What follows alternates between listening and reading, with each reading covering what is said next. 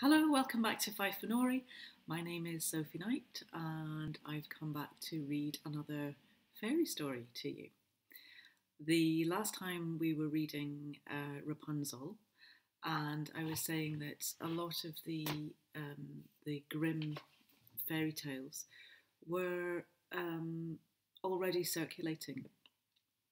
What we know is as the fairy tales were already circulating around Germany and that area in Europe. And what the brothers Grimm did was they compiled them into a collection and had them published in 1812. And they were originally published under a different title of Children's and Household Tales, but they were widely criticised because they were deemed particularly unsuitable for children because they were very violent and the themes were actually quite adult and probably had their origins in cautionary tales. So I think it's interesting to reread them as adults and to think maybe what the more the darker themes might be within the stories that we now have that are quite sanitized. So I'm going to read today from this book, which is illustrated by David Hockney. He has done some beautiful etchings that accompany these 6 fairy tales in this volume.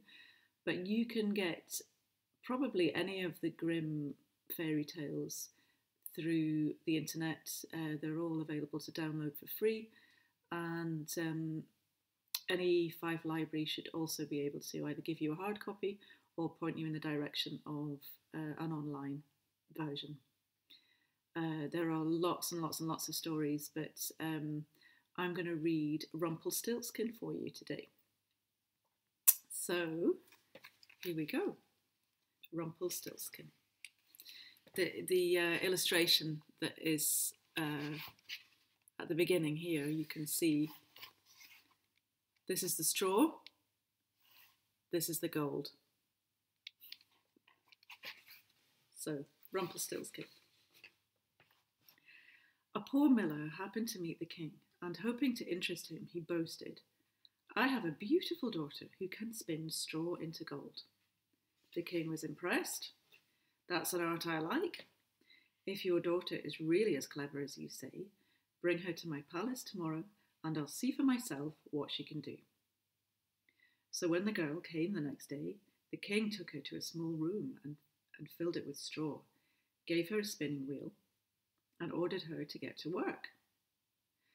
"You have 1 night to spin the straw into gold, but if you fail, your head will be cut off." Then he left the room and locked the door behind him. The miller's daughter had no idea what to do, and after a while she saw there was no escape and burst into tears. But suddenly the door flew open and a strange little man rushed in. "Good evening, my dear. May I ask why you are crying?" "I have to spin this straw into gold," the girl sobbed, "and I don't know how." "What will you give me if I do it for you?" asked the little man. "My necklace?" she answered. He took the necklace, sat down at the wheel, and with 3 turns filled a bobbin with gold. And he took a second bobbin, and with 3 more turns filled that one too. He worked the whole night, and before morning all the straw had been spun into gold. When the king returned at sunrise, he was amazed to see what she had done. So that night he locked her up into a bigger room, piled high with more straw, and set her to work a second time. As the poor girl wept, the door flew open, and in danced the little man.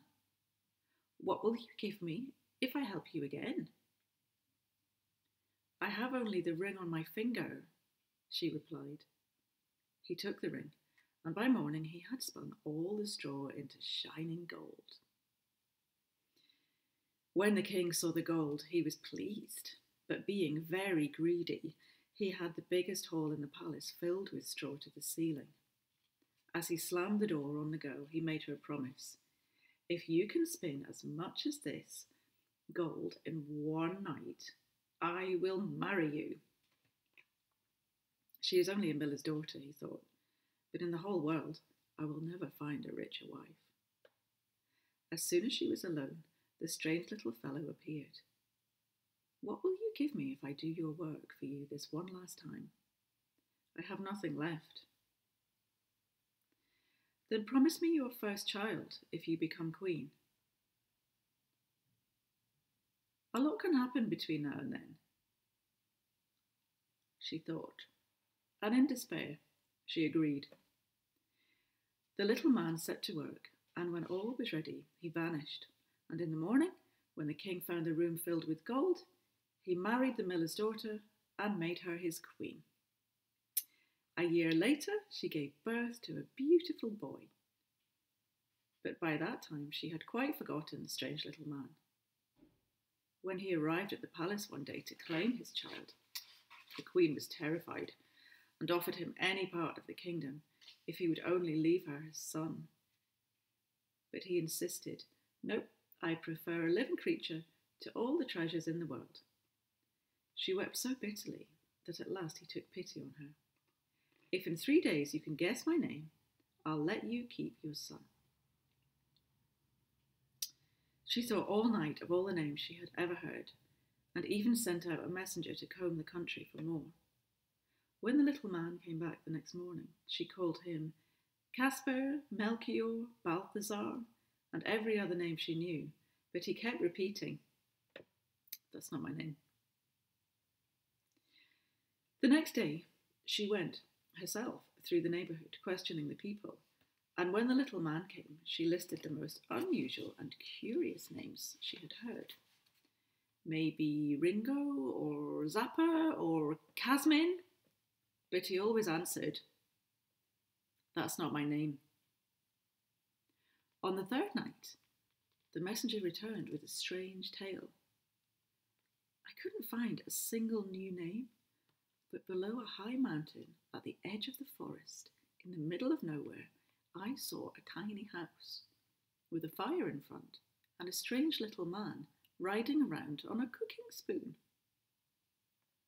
I have to show you this illustration of Rumpelstiltskin. Nope, sorry, this side. Riding around on his cooking spoon. Isn't that great?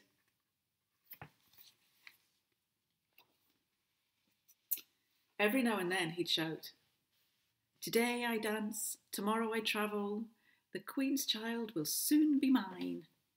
No one will ever know from where I came, or that Rumpelstiltskin is my name." The Queen was overjoyed to hear this news, for it came only just in time. Soon after, the little man arrived and asked her, "Tell me then, what is my name?" "Is your name John?" "Nope."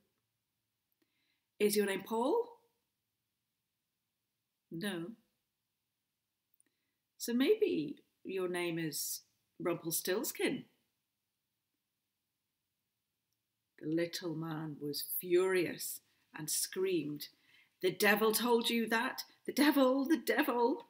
And in his anger he stamped his foot so hard on the ground that his right leg went in up to his thigh.